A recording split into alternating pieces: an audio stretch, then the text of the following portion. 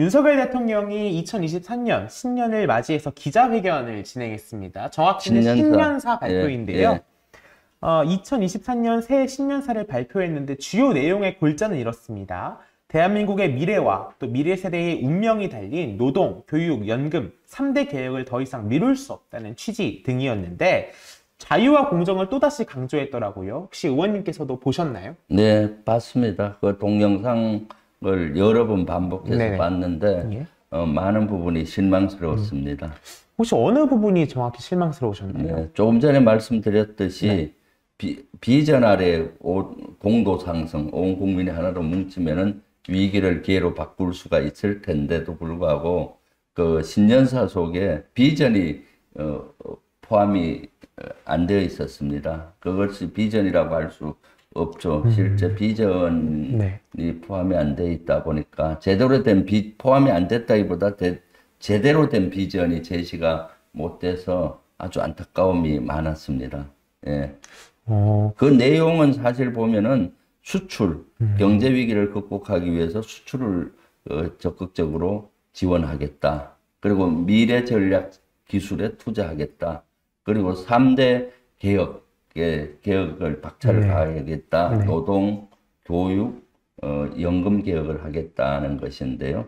사실 수출 주도하겠다. 또 이런 것은 한 70년대에 주로 했던 정책이죠. 국가가 주도하고 국민들을 동원하는 경제 체제를 만들겠다라는 그런 구시대적인 발상인 겁니다. 여기에서는 사실 구체적인 방법도 제시가 안 돼 있어요. 구체적인 제시된 것이 가치를 중심으로 어떻게 하겠다. 뭐 인권, 뭐 자유, 가치로 하겠다는데 경제를 그러한 측면으로 한다는 것은 적절하지 않는 것 같고 그 속에서 또 우리 시민이라든가 약자와의 동행 이런 것들이 전혀 볼 수가 없어요.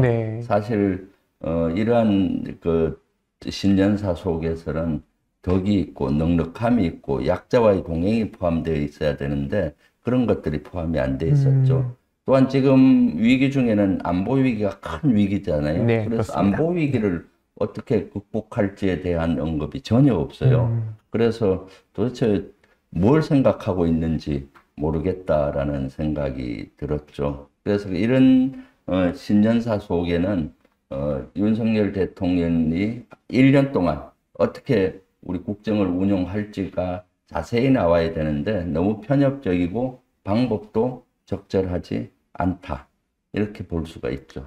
네, 의원님의 어떤 평가가 정확한 것 같습니다. 물론 의원님께서는 지금 내용적인 부분을 말씀해 주셨다면 저는 또 대학에서 언론과 관련된 전공을 하고 있다 보니까 이 형식에서도 좀 문제점이 있다고 생각을 했는데요. 그렇죠.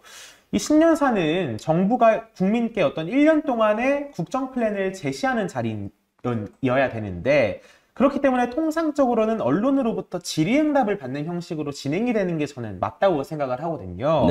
그런데 이번에는 신년 기자회견 진행 없이 그냥 일방적으로 신년사만 발표하고 끝나버렸습니다. 즉 질의응답이 진행되지 않았던 것이죠.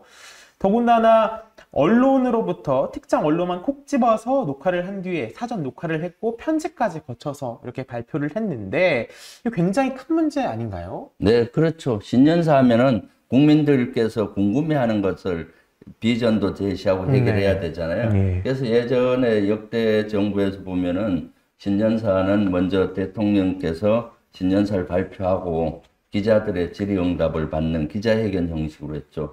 기자회견 형식으로 하면은 기자분들은 국민들께서 원래 국정 운영에 가장 궁금한 부분을 질의하잖아요. 그렇습니다. 그러니까 다양한 질의가 나오고 그럼 거기에 따른 국정 신년사에서 부족했던 것들을 보충 설명할 수 있는 좋은 기회인데도 불구하고 그렇게 하지 않고 일방적으로 이렇게 대통령실 참모 몇 명 모아놓고 발표하는 형식으로 했죠.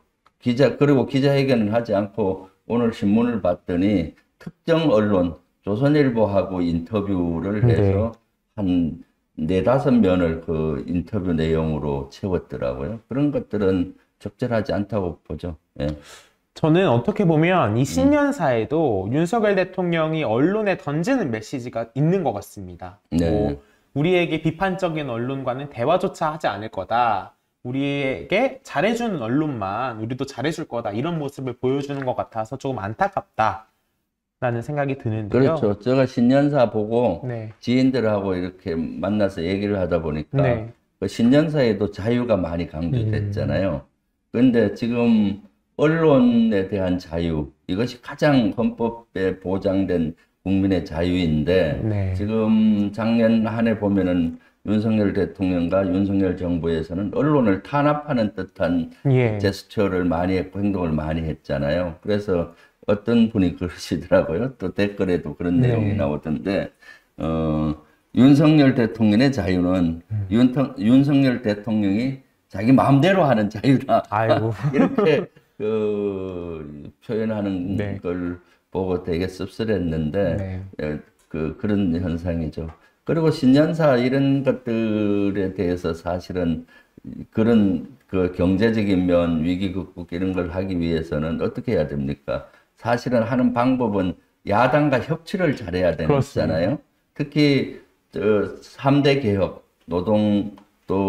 노동이라든가 교육이라든가 또는 연금 개혁을 하기 위해서는 야당과 협치를 해야 되고 국민 공감대 형성 과정이 충분히 이루어져야 되는데 그런 과정들도 잘 묘사가 되지 않고 방향도 제시가 안 돼서 신년사에 대한 실망이 아주 컸죠. 그리고 국민들도 그걸 보시고 윤석열 정부가 도대체 올 한 해 어떻게 우리 이 위기를 기회로 바꿀 것인가에 대한 것이 보이지 않을 것 같아요. 우리 국민들께서도. 그래서 답답하지 않을까 하는 생각이 듭니다.